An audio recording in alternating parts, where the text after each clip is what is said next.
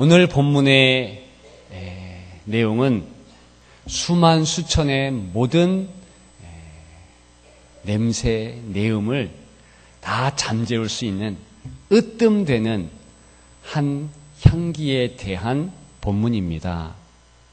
우리 같이 살펴보겠습니다. 3절에 마리아는 지극히 비싼 향유 곧 순전한 나드 한 근을 가져다가 그랬습니다. 그래서 어떻게 합니까? 예수님의 발에 부었습니다. 자기 머리털로 그의 발을 닦으니 향유 냄새가 집에 가득하더라 그랬습니다. 향유 냄새가 집에 가득하더라. 여러분, 이 집은 어떤 집인지 아십니까? 이 집이 위치한 마을은 어떤 곳인지 아십니까? 많은 냄새로 진동했던 곳입니다. 그리고 지금도 진동하고 있는 곳이죠. 일단 이 집이 위치하는 곳이 베다니라고 했습니다. 12장 1절에 나오고 있습니다.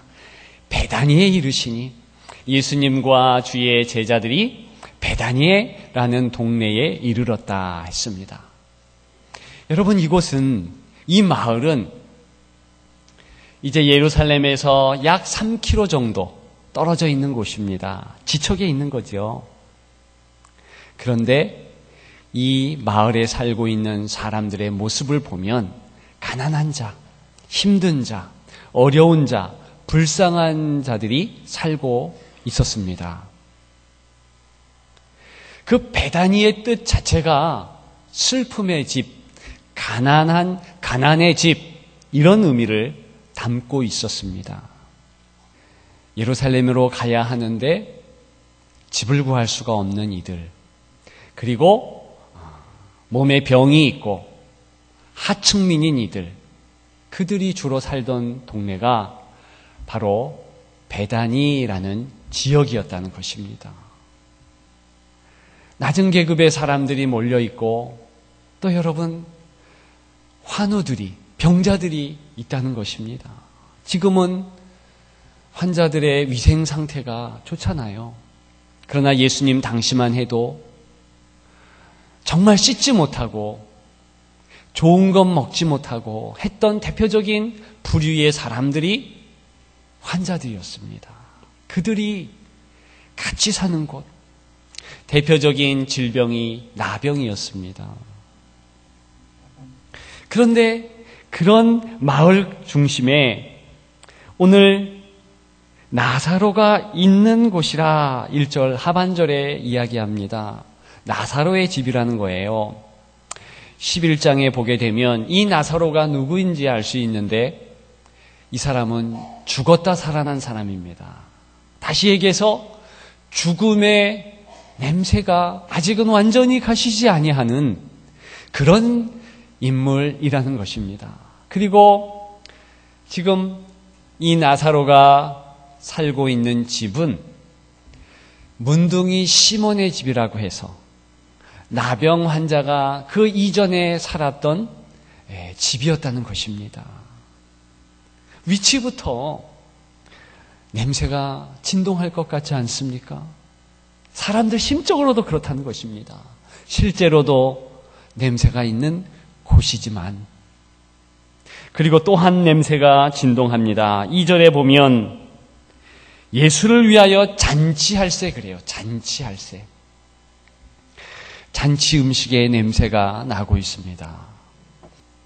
그런데 그 모든 냄새를 완전히 잠재울 수 있는 한 냄새, 그것이 향유 냄새라는 것입니다. 그러나 우리가 간과하지 말아야 될 내용이 있습니다. 여러분, 만약에 향유 냄새만을 이야기하는 것이라면 오늘 성경에는 기록되지 아니했을 것입니다. 아무리 비싼 향유 300데나리온이라 하는 5절에 지칭한 대로 이렇게 비싼 향유, 즉 장정 한 사람이 1년 동안 한 푼도 쓰지 않고 열심히 돈을 벌어서 저금한 돈이 300데나리온이라는 돈입니다. 물질이죠. 그런 값어치의 순전한 나드의 향유입니다. 향유. 그럼에도 불구하고 만약 600데나리온이면 1000데나리온이면 그냥 이 향유를 깨서 향유 냄새가 진동했다. 그 내용을 담고 있는 것이 아니라는 것입니다. 사실은 누구에게 이 향유가 부어졌는가? 오늘 본문은 예수님 발에 부어졌다고 합니다. 예수님 발에. 그 부어진 향유의 냄새가 가득했다. 제가 표면적으로 향유라 했지만 사실 요한이 오늘 요한복음을 통하여서 저와 여러분들에게 가르쳐주고 싶은 내용은 그 내용인 거예요. 표면적인 향유가 아니라 예수님의 향기, 예수님의 향취를 지금 담고 있다는 것입니다. 사실은 예수님의 향기를 이야기하는 것입니다. 여러분, 성경에 보면 하나님께서 어떤 한 냄새를 좋아한다는 것 아십니까? 출애굽기 30장에 보게 되면 특별히 향기가 나는 향기름을 만들어라. 그것을 관유라고 하는데 그것과 더불어서 또 향을 제조하라. 이 두 가지를 이스라엘 백성들에게 명하십니다. 이것을 성전 성물에, 기물에 바르라. 여러분, 그 바른 것에서는 향기가 나잖아요. 그 향기는 내가 맡을 향기로운 향기니라. 이렇게 성경 곳곳에서 향기름에 대해서 하나님이 흠양하실 좋은 냄새에 대해서 이야기합니다. 향은 더 직접적입니다. 향을 만들어서 그 향을 저 깊은 성전 중앙에 증거계 옆에 두어라. 그것이 여호와께 향기로운 냄새가 되니까 그렇게 해라 그런 거예요. 여러분, 왜 하나님께서 이 명령을 하셨는가? 그것은 하나님께서 기뻐하실 냄새가 있다는 거예요. 그 냄새가 무엇인가? 오늘 본문에서 직접적으로 밝히 말하고 있는 것입니다. 그것은 예수님의 향기인 것입니다. 이제 곧 저와 여러분들 인생을 위하여서 십자가에 달려 돌아가실 예수님, 관유와 같이 향과 같이 다 아름다운 관제로 제물로 드려지는 예수 그리스도, 그분이 하나님이 흠양할 종국의 향기라는 것입니다. 오늘 본문의 1절에 보게 되면 유월절 엿새 전에 그랬어요. 이 유월절 엿새 전에 사실은 더가 붙어야 되죠. 그 유월절입니다. 이 유월절은 예수님이 십자가에 달려 죽으실 성금요일, 그 유월절을 의미합니다. 다시 얘기해서 예수님께서 마지막 일주간을 살아가시는 본문이에요. 이 일주의 행적을 꼼꼼하게 약 요한복음 전체 분량에서 반 정도를 할애해서 가르쳐주고 있는 거예요. 그런데 이 예수님의 마지막 일주를 가장 처음 어떻게 시작하는가? 바로 예수님의 향기가 온 집에 가득하는 것으로 시작한다는 것입니다. 그런데 이 예수님의 향기가 온 집에 가득하도록 한 헌신자가 있습니다. 한 헌신자. 누구입니까? 3절에 기록한 대로 마리아라 그랬습니다. 마리아. 지역 이름을 따서 이 마리아를 베다니 마리아라고 하잖아요. 당시에 여인 중에서 가장 흔한 이름 중에 하나가 마리아입니다. 이 베다니 마리아가 예수님의 향기가 온 집에 가득하도록 헌신했다는 겁니다. 저는 오늘 이 헌신의 모습을 좀 구체적으로 살피면서 어떻게 할 때 우리 주변에 예수 그리스도의 향기가 가득할까? 그 내용을 나누고 싶습니다. 첫째, 이 헌신자 마리아가 예수님께 가까이 나아올 때 예수님의 향기가 진동하게 되었습니다.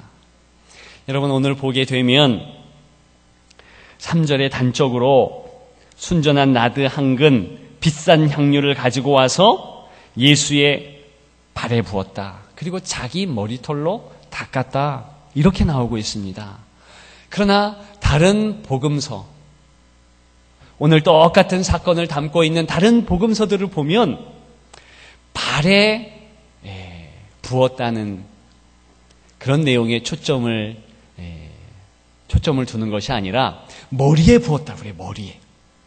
머리에 향유를 부었다. 그렇게 이야기합니다. 제가 볼 때는 머리에 붓고 발에 부었죠. 보통 향유를 부을 때 그런 식으로 하는 것입니다. 머리에서 쭉 흘러내리지요. 그런데 오늘 본문은 유독 발에 부은 것을 강조합니다. 이유가 있어요.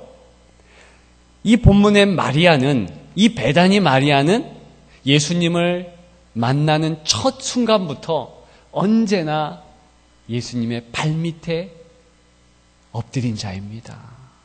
발밑에 존재한 사람이라는 거죠. 오늘 본문 가운데서 2절에 보면 거기서 예수를 위하여 잔치할세 마르다는 일을 하고 그래요. 마르다라는 사람이 나와요. 이분이 누군가 하면 베다니 마리아의 언니입니다. 언니. 그러니까 마르다는 언니, 마리아는 동생.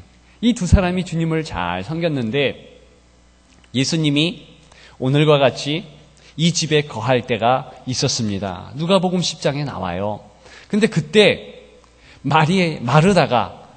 마리아의 언니 마르다가 불평한 내용이 나옵니다. 왜 불평했냐면 지금 예수님과 예수님의 무리들에게 음식을 제공하기 위해서, 식사를 준비하기 위해서 오늘과 같이 열심히 일한 거예요.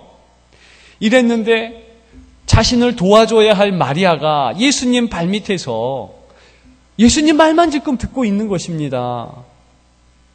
말씀만 청종하고 있는 거예요. 그래서 예수님, 내 동생 마리아에게 명하셔서 나를 좀 도와주게 하시옵소서. 그래요. 그때 예수님이 말씀하셨습니다. 이 마리아는 이 좋은 것을 선택했다. 그러니 놓아둬라. 이렇게 얘기해요. 그런데 그것을 저와 여러분들이 오해할 수 있어요. 그러면 예수님과 제자들을 위해서 열심히 온몸으로 식사 준비하고 있는 마르다를 비판하고 비난한 것인가? 그렇지 않아요. 예수님 말씀을 보면 어떻게 말씀하시는가 하면 그것도 귀한 일이다. 그래서 지금 마리아가 앉아서 예수님 말씀을 청종하는 것을 이 좋은 것 이렇게 표현했고, 지금 마르다가 봉사일, 식사일을 준비하는 것 역시 저 좋은 것, 이 좋은 것이 있고 저 좋은 것이 있는데 지금 마리아는 이 좋은 것을 선택했다. 이런 투로 얘기하는 것입니다. 마리아가 오늘 본문과 마찬가지로 예수님을 만난 이후에 계속했던 것은 예수님 가까이에 발밑에 앉아서 예수님의 말씀을 청종했다는 거예요. 그 결과가 뭔지 아십니까? 예수님 제자들이라 할지라도 오늘 예수님께서 이 땅 가운데 마지막 일주일을 살고 계시잖아요. 베다니를 잠깐 들리고 예루살렘에 가셔서 고난을 받으시고 십자가에 달려 돌아가십니다. 이런 행적들에 대해서 이미 과거에 제자들에게 이야기했어요. 제자들에게. 그런데 제자들이라 할지라도 예수님이 그렇게 누차 얘기했고 여러 번 말씀하셨는데도 불구하고 제자들은 깨닫지 못합니다. 아마도 제가 볼 때는 심적거리가 있었던 것 같아요. 가까이 못 온 것 같아요. 그래서 오늘 이 본문 말씀이 있는 즈음에도 제자들끼리 싸워요. 누가 높으네. 이것 때문에 싸웁니다. 예수님이 예루살렘에 올라가시면 한 사람은 예수님의 좌, 한 사람은 우, 그렇게 해서 통치할 수 있도록, 높은 직위에 올라서 통치할 수 있도록. 예수님은 지금 십자가에 달려 돌아가시기 위해서 가시는데 그 내용의 말의 내용을 깨닫는 사람은 지금 마리아밖에 없는 거예요. 마리아가 그래서 향유를 깬 것입니다.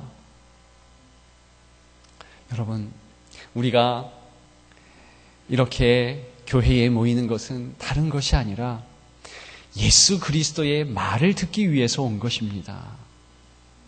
다른 것 아니에요. 우리가 그것을 기억하고 예배 때는 하나님의 말씀, 내게 말씀하시옵소서, 그렇게 청정하고 나아가는 저와 여러분들 되기를 주님의 이름으로 축복합니다. 가까이 왔을 때, 그럴 때에 예수님의 그 마음을 알고, 아, 이제 곧 예수님께서 십자가에 달려 돌아가시는구나, 그것을 깨닫고 그래서 이렇게 행동에 옮기게 된 것입니다. 두 번째, 예수님의 향기가 온 집에 가득하도록 한 이유는 비난을 이겼을 때 가능했습니다. 여러분, 오늘 본문에 보십시오. 4절에 보면 제자 중 하나로서 예수를 잡아줄 가룟 유다가 말하되, 며칠 안 있다가 이 가룟 유다가 선생 예수 그리스도를 팔아버리잖아요. 그 가룟 유다예요. 여러분, 이 가룟 유다가 예수님을 팔아버리기 전에 마지막으로 말한 것이 이 내용입니다. 가난한 자들을 도와주려고 이 300데나리온 되는 이 가치 있는 것을 팔아서 그들을 복양하지 왜 이렇게 허비했느냐. 그런데 혼자만 이렇게 얘기한 것이 아니라 다른 제자들도 다 그 말에 고개를 끄덕입니다. 그래, 마리아 당신이 잘못했다. 이 내용이 다른 복음서, 예를 들어서 마태복음 26장에 나오고 있습니다. 그러니까 한 사람만 손가락질하는 것이 아니라 여러 사람들이 다 같이 비난하는 거예요. 그럴 때 예수님이 어떻게 하셨습니까? 변호하셔요. 7절에 보니까 그를 가만두어 나의 장래할 날을 위하여 그것을 간직하게 하라. 제자들은 예수님의 장래일이 가까운 것도 모르고 고난받을 것을 곧 현실이 될 것도 깨닫지 못하는데 유독 이 마리아만 깨닫고 있다는 것입니다. 이것이 얼마나 대단한 거예요. 그런데 이렇게 나아갈 때 꼭 비난자가 있었다는 것. 여러분, 2000년 전 예수님 당시만 그럽니까? 지금도 그래요. 정말 하나님의 사랑의 마음으로 헌신을 하고 봉사하고 나아가려면 비난을 하려고 해요. 사실은 그렇게 욕 얻어먹는 것이 우리의 면류관이라는 것 아십니까?